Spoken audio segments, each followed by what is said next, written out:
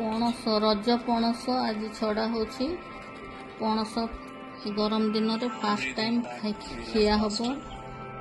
ରଜ ଆସିଗଲା ତ ସୁନ୍ଦର ସୁନ୍ଦର ପଣସ, କାଠ ପଣସ ଏଇଟା କ'ଣ କହନ୍ତି ଜାଣିନି, କିନ୍ତୁ ବହୁତ ସୁନ୍ଦର ପାଚିଛି।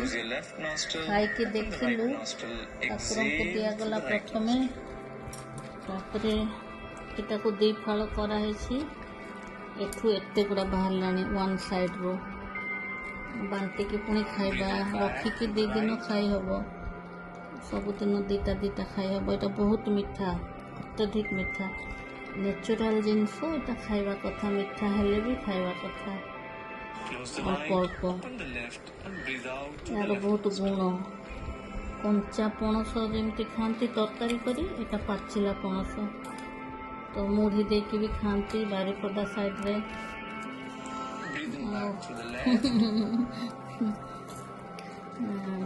ସକାଳୁ ସକାଳୁ ଦେଖ ତ କେତେ ପଣସ ବାହାରିଛି। ଦେଖ କେମିତି ହେଇଛି ପଣସ। ହେଇଗଲା ବୋଧେ, ଶେଷ ହେଇଗଲା। ଏଠୁ ସବୁ ବାହାରିଗଲା। ଏଇଟା ମଝିରେ ଏମିତି ଥିଲା, ପାଚି ଯାଇଛି। ବାସ୍ନା ବହୁତ।